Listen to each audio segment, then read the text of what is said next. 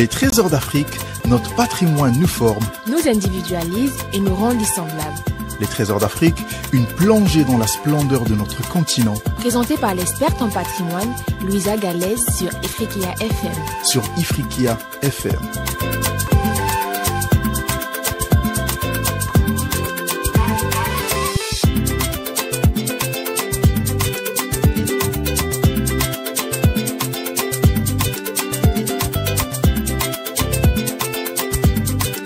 Chers auditeurs d'Afrique et d'ailleurs, bonjour.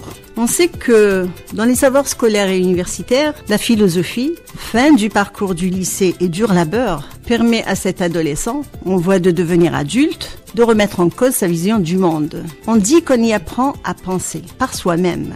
Alors, dans la phase d'apprentissage, que doit-on inculquer à un jeune pour qu'il apprenne à penser, sans dire à bien penser parce que penser, c'est déjà bien? Pour nous poser ces questions de haute importance et de haute voltige, dirais-je, nous avons avec nous le professeur Ali Zeki, qui a fait le tour de la question philosophique. D'abord enseignant au lycée, il est vite passé à l'enseignement universitaire où il a fait le tour des thématiques qui nous interpellent. Bonjour professeur. Bonjour Madame Galès. Je dirai plus tard, bonjour Louisa.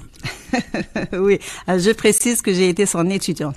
Merci madame. Dans les dictionnaires ordinaires, la philosophie signifie littéralement amour du savoir, ou communément amour de la sagesse. On ajoute, c'est une démarche qui vise à la compréhension du monde et de la vie par une réflexion rationnelle et critique, ou encore, c'est une recherche de la vérité, du monde et de l'existence humaine. D'après le même dictionnaire, on rajoute, la philosophie existe depuis l'Antiquité en Occident et en Orient. Alors moi je demande, où situer l'Afrique dans tout ça? En Orient ou en Occident? Professeur? Eh ben, pour commencer, permettez-moi de répondre directement en citant un petit passage de Victor Hugo dans son fameux discours sur l'Afrique. Oui. Où il dit justement, quelle terre cette Afrique? L'Asie a son histoire, l'Amérique a son histoire, l'Australie elle-même a son histoire. L'Afrique n'a pas d'histoire. Une sorte de légende vaste et obscure l'enveloppe. Eh ben, ça commence Tout bien. est dit. Tout est dit, c'est un discours purement colonial, même si Victor Hugo n'a jamais été placé parmi l'esprit colonialiste, mais dans ce discours, on sent vraiment que l'Afrique ne pense pas. Elle ne pense pas parce qu'elle n'existe pas. Parce qu'elle n'existe pas. Elle n'a pas d'existence Justement. ontologique. Elle n'a pas d'existence ontologique. L'Afrique n'a pas d'existence ontologique. On sait que les différents colons ont laissé derrière eux des universités. Il va sans dire qu'elles ont été conçues pour les besoins de leur communauté. Mais le fait est là. Ils ne pouvaient pas les embarquer avec eux en partant, donc les universités sont restées au moment de la décolonisation. Mais c'est un bulletin de guerre qui a un prix, c'est son contenu, dont on vient d'entendre un aspect. Dans le programme de philosophie au lycée et à l'université, il n'y avait au départ, par exemple, des Français en Algérie, aucun mot sur les penseurs algériens ou africains. Et rien non plus sur ce qu'est la pensée algérienne ou africaine. Pourtant, pendant des années, si on a changé les programmes de géographie ou d'histoire, on s'est peu inquiété de la philosophie. On s'est limité à reproduire ce qui existait déjà à l'ère coloniale, peut-être en le traduisant en arabe pour les pays qui ont adopté l'arabisation. Alors, pourquoi si peu d'intérêt, professeur? Est-ce parce que, de l'avis des décideurs, la philo reste un luxe ou quelque chose de superflu qui n'a pas d'influence directe sur la vie de société? Ou encore parce que nous n'avons pas de philosophie, comme le dit Victor Hugo. Oui, c'est un peu compliqué quand même comme question. Mais je dirais que la philosophie n'a pas prise, enfin je pense, sur le réel, sur l'histoire. Et donc la philosophie n'est pas productrice de quelque chose d'utile et de consommable, ces choses. Dans l'immédiat, consommable dans l'immédiat. Surtout dans l'immédiat et même dans le lointain futur. Donc la philosophie ne sert à rien. D'ailleurs, même il y a un grand savant français contemporain, il est toujours vivant, Dominique Lecourt, où il dit justement à quoi sert donc la philosophie. Ce mot donc vraiment il a son poids. À quoi sert donc la philosophie? La plupart du temps, les gens disent ça ne sert à rien parce qu'on n'a rien produit. Alors que ces messieurs oublient que tout est produit par la philosophie. Là, je fais référence à une petite phrase de Ibn Khaldoun, où il dit justement, al-falsafa hiya mubtada al-khabar wa khabaruha. Si on a traduit en latin, on peut dire que la philosophie, c'est l'alpha et l'oméga de toute connaissance.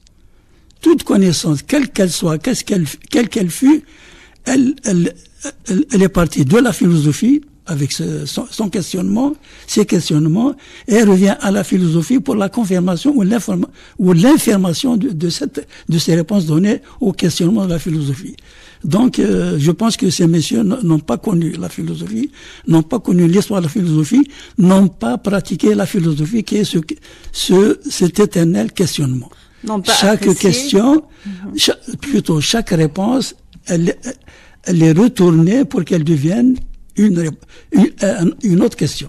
C'est-à-dire une problématique à résoudre. À résoudre, et la solution donnée, elle se transforme à une autre problématique à résoudre. C'est le but même de la philosophie. Absolument, absolument. Le fait de transformer une réponse donnée par les sciences en une question qu'on doit encore réfléchir pour résoudre. Tout à fait. Donc c'est ça, le poids même de la philosophie, qui est apprendre à penser. Et cet acharnement à transformer en continu fatigue les esprits les bons penseurs. fainéants qui ne veulent pas se fatiguer. Et la philosophie, justement, c'est l'effort sur soi-même, avant qu'il soit l'effort sur d'autres. Il faut justement exercer cet effort sur soi-même, pour connaître, pour se connaître et pour connaître les autres. Honnêtement, c'est ça la philosophie, il me semble, depuis Socrate jusqu'à aujourd'hui. Depuis même avant Socrate. Socrate qui est du 4e, 3e siècle avant Jésus. Avant Jésus-Christ. Qui est le père spirituel de Platon. Oui, absolument. Les gens connaissent un peu plus Platon à cause de la République que Socrate, qui lui n'a rien laissé sinon de dire je ne sais qu'une chose, c'est que je ne sais rien. Eh bien justement, ce Socrate lui-même, il fut élève des professeurs pharaons. Ça c'est confirmé, c'est avéré. Il est passé par les écoles d'Égypte, les pharaons. L'Égypte ancienne. Absolument. Ça va de soi. Bien, justement, en parlant d'autre chose que la dogmatique philosophie, je voudrais citer quelques exemples. En Chine, qui n'est pas un pays, on va sortir un petit peu de l'Afrique, pour voir comment la Chine a reformulé, après sa révolution, comment elle a reformulé le programme de philosophie. Alors, en Chine, au niveau de l'éducation secondaire et universitaire, le programme est structuré autour de grands courants philosophiques. Le premier courant qui est à prendre en compte dans le programme chinois, c'est la philosophie traditionnelle chinoise, c'est-à-dire Confucius, le taoïsme, le bouddhisme chinois bien sûr, et non chinois. Dans la philosophie occidentale, dans le grec moderne, contemporain et postmoderne, ils insistent surtout sur le marxisme. Ça, c'est l'orientation même de la politique du pays. Et puis, il y a la philosophie comparée. Surtout, tout ceci se construit autour d'une approche pédagogique, dialectique et critique. Mais si on revient en Afrique, les différents pays africains, avant la décolonisation, le programme de philosophie enseigné dans les pays africains colonisés reflétait principalement l'évolution de la pensée européenne. Dans les langues du colon, bien sûr, francophones, anglophones ou lusophones pour les pays qui étaient colonisés par le Portugal. Donc, on y apprenait la philosophie grecque et romaine, comme tu disais, Socrate, Platon, etc. Les concepts éthiques, politiques, logiques, tout ce qui était posé déjà chez Platon, de son époque. Et puis, on a la philosophie des Lumières, c'est Descartes, Locke, Rousseau, Kant, etc. Et la philosophie moderne et contemporaine, on passe par Hegel, Nietzsche, Marx, jusqu'à arriver à Heidegger et Socrate. Donc, il y avait aussi un rayon qui était la philosophie chrétienne et scolastique. Là, on trouve Saint-Augustin. Saint-Augustin, non pas parce qu'il est algérien, mais parce qu'il est le fondateur de l'Église chrétienne. C'est le père de l'Église africaine. Absolument. Donc là, dans tout ça, on constate une absence quasi totale de la philosophie arabe et africaine. Quand on trouve un nom cité qui a écrit en arabe, comme Ibn Rushd, Averroès, ou Farabi, c'est que Averroès est andalou et Farabi est d'Azerbaïdjan, les Azéris. Donc dans tout ça, le reste n'a pas d'existence. Mais le problème n'est pas là. Le problème, c'est que après les indépendances, pendant longtemps, on a continué à traîner ce programme. Et quand on a essayé, on a enlevé la scolastique, par exemple, du coup, on a sacrifié Saint-Augustin. On a enlevé les questions qui choquent pour les lycées, comme la question de Dieu. Mais du coup, quand on a envie de rajouter quelque chose, on accole un petit morceau par-ci, un petit morceau par-là, pour créer un sentiment d'appartenance, pour mieux s'identifier culturellement à ce programme. Mais l'identification n'a jamais eu lieu. Parce que justement, ce programme, on ne se projette pas dedans, on ne se voit pas dedans, il nous est étranger. Nous, les Africains étrangers, parce qu'on ne l'a pas conçu. Alors, périodiquement, on y ajoute un nom ou un texte, mais pour refonder ce programme comme une vraie philosophie, il faut quand même des bases. Il faut d'abord réfléchir les questions de la philosophie en les appliquant à la société algérienne et africaine. Pour ça, il faut des hommes, des femmes qui puissent porter vraiment ce programme, et il faut des anthropologues qui puissent analyser ce terrain pour qu'on puisse réfléchir ce terrain en fonction des grandes problématiques philosophiques. Et ça, je pense que ça n'a jamais été fait, ni en Algérie, ni dans les pays africains.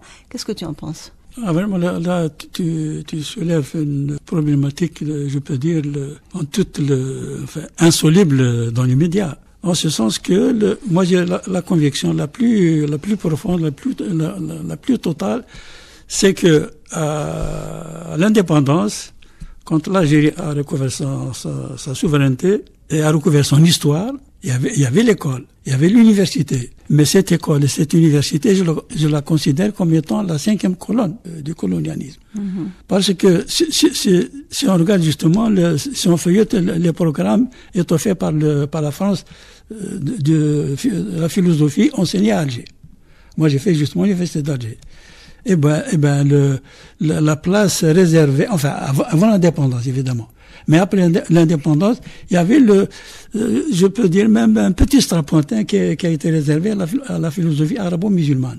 Moi, personnellement, dans tout le monde ici, j'ai accompagné un peu l'étoffement de plusieurs programmes de philosophie. Vraiment, on n'a jamais posé les problèmes qu'il fallait. Les problèmes de l'homme.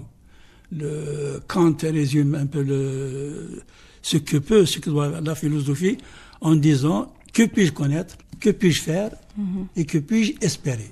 Moi, je pense qu'un programme philosophique, quel qu'il soit, s'il ne se pose pas ces 3 questions, je pense qu'il n'a rien à faire avec la philosophie. Mais non, jusqu'à présent, donc, on n'a rien à faire avec la philosophie. Maintenant, que faut-il faire? Justement, il faut tout refaire. D'accord. Il faut avoir justement le courage de se dire ces vérités. Allez-y, je vous donne 10 minutes, dites-moi ce qu'il faut faire. Ces vérités blessantes et ces vérités même assassines, si je peux dire. Donc il faut avoir ce courage de refaire le programme de A à Z. Parce que je rappelle seulement qu'à l'origine, du moins en Algérie, mais je pense que c'est valable pour plusieurs autres pays, en Afrique du Nord notamment, même l'histoire était tronquée. Justement, on démarrait d'une certaine époque et avant ça, on a tout évacué. Écoute, Ouisa, on ne peut pas faire la philosophie sans l'histoire et vice-versa. On ne peut pas faire l'histoire sans philosophie. Et on a juste la sociologie, l'ethnologie, et réhabiliter l'anthropologie, c'est en train d'être fait. Et surtout réhabiliter l'ethnographie, ce qui n'a jamais été fait. Pour assurer la profondeur et l'épaisseur de l'existence humaine. En philosophie, quand il n'y a pas de questionnement, ce n'est pas la philosophie. Peut-être on peut l'appeler l'histoire de la philosophie, mais ce n'est pas de la philosophie. Donc la philosophie, c'est ce courage de se regarder. Même dans l'histoire, on ne donne pas toute l'histoire. Même dans l'histoire, c'est pas toute l'histoire. Non, l'histoire de la philosophie. Oui, mais même dans l'histoire de la philosophie, il y a quand même des noms on essaie de faire un peu qui sont évacués. Le récit. On fait le récit des problèmes de la philosophie à travers le temps, mais creuser dans l'existence humaine algérienne et voir nos tripes telles qu'elles sont, là, je pense qu'on n'a pas ce courage de les regarder et même de les fouiller. Donc, il y a du pain, comme on dit, sur la planche. Ok. Les trésors d'Afrique, notre patrimoine nous forme, nous individualise et nous rend dissemblables. Les trésors d'Afrique, une plongée dans la splendeur de notre continent. Présenté par l'experte en patrimoine, Louisa Galaise sur Ifriqiya FM. Sur Ifriqiya FM.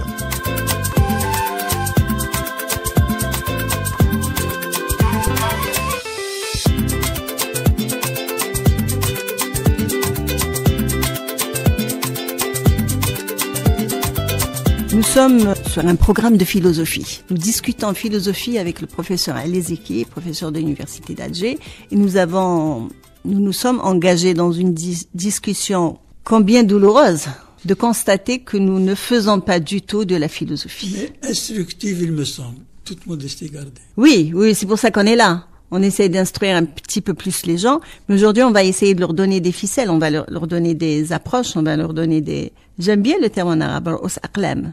les têtes de fil. Tête de stylo textuellement, les têtes de fil, enfin les bouts des commencements de réflexion. Alors maintenant, dans ces commencements de réflexion, qu'est-ce que vous proposez? Qu'est-ce qu'on veut faire de la philosophie? Justement. Qu'est-ce que institutionnellement on veut faire de la philosophie? Parce que c'est l'État qui dessine, qui dessine le profil de l'homme qu'on peut faire, qu'on doit faire, qu'on doit construire. Qu'on doit produire, j'aime pas le mot, mais qu'on doit construire. Qu'on doit déconstruire pour reconstruire. Non, construire et plus tard déconstruire, pourquoi pas. Oui. Donc le commencement c'est ça. Il faut que l'État justement se décide à dire quel homme veut-il faire. Non, mais pour l'instant les États, que ce soit en Algérie ou ailleurs, je pense que le point de vue est clair. On ne veut pas de quelqu'un qui réfléchisse philosophiquement. Maintenant, si on doit passer à un autre mode de fonctionnement, et qu'on nous demanderait, nous qui avons fait philo, aidez-nous à emmener l'homme ou à emmener le citoyen à réfléchir par lui-même. Qu'est-ce qu'on va proposer? Non, je pense pas l'État. Je pense que l'État doit définir, doit délimiter le champ de travail, le champ de réflexion, dire quel homme veut-on faire? Est-ce que l'homme qui réfléchit? Est-ce que l'homme qui ose dire? Est-ce que l'homme qui dit je suis? Est-ce que ce n'est pas l'homme qui dit a'udhu billahi min kalimat ana? Parce que a'udhu billahi min kalimat ana, vraiment déjà ça on se maudit soi-même. Ça désarme. On se maudit. On ne s'assume pas. Donc est-ce que l'homme libre qu'on veut, ou bien est-ce que l'homme obéissant? Là, c'est le premier jalon du travail à faire. Une fois l'État détermine ce schéma de l'homme, la suite viendra. Il me semble la suite vraiment découle automatiquement de ce cadre. Parce que il y a le cadre qui délimite le champ pas un cadre rigide, indépassable, mais justement ce cadre qui permettrait aux philosophes justement de voir quel type d'homme qu'il faut faire, quelle est la matière à lui donner, quelle nourriture spirituelle, selon le beau terme d'André Gide, quelle nourriture spirituelle doit-on donner à cet homme pour qu'il puisse être cet homme libre. Il n'a peur que de la loi et de Dieu, si on peut dire, vu notre cadre religieux. Voilà en un mot. Et bien justement, je pense que au niveau de l'Afrique, justement, ces questionnements n'ont pas été posés. Déjà, parce que quand on pose ces questions, on doit poser la question, y a-t-il une philosophie africaine? Y a-t-il une philosophie algérienne? Parce que cette philosophie algérienne, cette philosophie africaine, elle doit être cette philosophie qui répond à ces questionnements. Et ces questionnements n'ont pas été posés, donc nous n'avons pas de philosophie africaine, nous n'avons pas de philosophie algérienne, on a la philosophie qui était là. Nous n'avons pas fait l'effort de réfléchir par nous-mêmes. Il me semble. Malheureusement, la situation est là. Donc il faut dépasser ce stade de passivité historique et passer à la situation offensive, si je peux dire. Et il faut avoir le courage justement de devenir offensif en la matière. Donc sur cette parole sage du philosophe, je vous dis prenez soin de vous et de votre patrimoine.